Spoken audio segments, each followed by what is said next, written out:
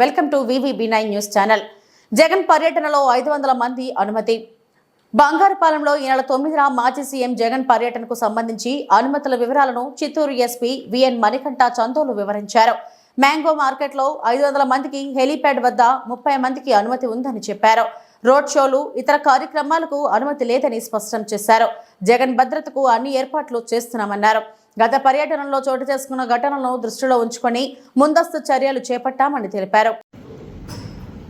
అందరికీ నమస్కారం. ఈ నెల 9వ తారీఖున ఎక్సీఎం గారు బంగారుపాలెం మండలంలోని మ్యాంగో మార్కెట్ యార్డ్ విజిట్ చేస్తున్నారు. దానికి సంబంధించిన వచ్చిన అప్లికేషన్లో ఉదయం 11 నుంచి మధ్యాహ్నం 2 లోపు ఆ మార్కెట్ యార్డ్కి విజిట్ చేసి ఆ లోకల్గా ఉన్న ఫార్మర్స్తో ఇంటరాక్ట్ అవ్వడం, వాళ్ళతో మీటింగ్ పెట్టుకోవడం అనే ఉద్దేశంతో అప్లికేషన్ పెట్టడం జరిగింది. అప్లికేషన్ని మాజీ ఎమ్మెల్యే సునీల్ కుమార్ గారు సబ్మిట్ చేయడం జరిగింది. దానిలో మెన్షన్ చేసిన మరొక విషయం, సుమారుగా 10,000 మంది నిర్దేశిస్తారు అని చెప్పారు.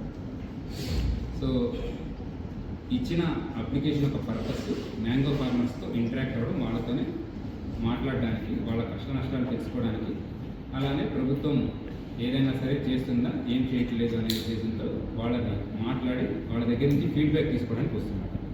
సో దీనికోసం మేము మొత్తం ఇప్పటివరకు ఫీల్డ్ విజిట్ చేయడం జరిగింది.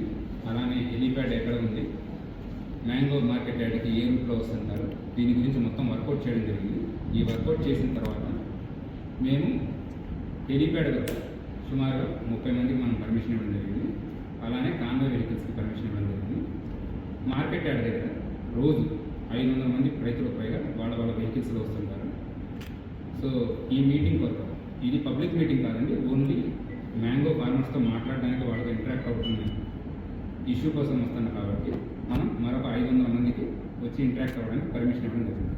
సో మొత్తంగా మనం మార్కెట్ యార్డ్లో 500 మందికి, అలానే హెలీప్యాడ్ వద్ద 30 మందికి పర్మిషన్ ఇస్తాం. అండ్ ఎటువంటి ర్యాలీస్ కానీ అలానే రోడ్ షోస్ కానీ జరగకూడదని క్లియర్గా చెప్పడం జరిగింది. ఇది వరకు జరిగిన ఇన్సిడెంట్స్ చూసుకున్నట్లయితే 3 చోట్ల. మొదటిది మన సత్యసాయి జిల్లాలో రాప్తాడ్ నియోజకవర్గంలో ఒక ప్రోగ్రాం జరిగింది. అక్కడ పోలీసులు ఎక్స్క్లూజివ్గా చెప్పి స్ట్రాంగ్ బ్యారికేడ్ పెట్టించుకోమని, అలానే చాలా తక్కువ మంది రావాలి అని చెప్పేసి ఇన్స్ట్రక్షన్స్ పాస్ చేసినా కూడా ఎక్కువ సంఖ్యలో రావడం, అలానే హెలీప్యాడ్ లోపలికి ఎక్కువ మంది వచ్చేసేసి ఈవెన్ చాపర్ కూడా డ్యామేజ్ అవ్వడం జరిగింది. సో ఇది మొత్తం ప్లానే, అంటే విఐపి యొక్క సెక్యూరిటీని కూడా ప్రాబ్లం క్రియేట్ చేస్తుంది. అలానే ఇండివిజువల్ సెక్యూరిటీ, సో ఎవరైతే సివిలియన్స్ ఉన్నారో వాళ్ళకు కూడా సెక్యూరిటీ ప్రాబ్లం వస్తుంది. ఇది మొదటి ఇష్యూ. సో రెండవ ఇన్సిడెన్స్ కుదిరి ప్రకాశం జిల్లాలో కూడా జరిగింది. అక్కడ టొబాకో రైతుల్ని మాట్లాడడానికి, వాళ్ళతో ఇంటరాక్ట్ అవ్వడానికి వెళ్ళేటప్పుడు అక్కడ కూడా సుమారుగా లోపలికి టొబాకో బోర్డులోకి 25 మందిని పర్మిషన్ ఇస్తే మోర్ దాన్ 1000 మెంబర్స్ లోపలికి వెళ్ళారు. టొబాకో బేల్స్ ఏవైతే ఉన్నాయో అవి డ్యామేజ్ అవ్వడం, లోపల తోపులాటలు జరగడం, so stampede kind of situation జరిగి కొంతమంది పోలీస్కి మరియు సివిలియన్స్కి కూడా గాయాలు. మూడవ ఇన్సిడెంట్ పల్నాడు జిల్లాలో జరిగింది, రెంటపాళ్ళ విలేజ్. ఈ రెంటపాళ్ళ విలేజ్కి వెళ్ళేటప్పుడు కూడా విలేజ్ చాలా చిన్నది, రోడ్లు చాలా చిన్నవిగా ఉంటాయి. ఒక 100 మంది మాత్రమే రావచ్చు. ఈ కాన్వాయ్ కాకుండా మరొక 3 వాహనాలు రావచ్చు అని పోలీసు వాళ్ళకి ముందరగానే విజ్ఞప్తి చేయడం జరిగింది.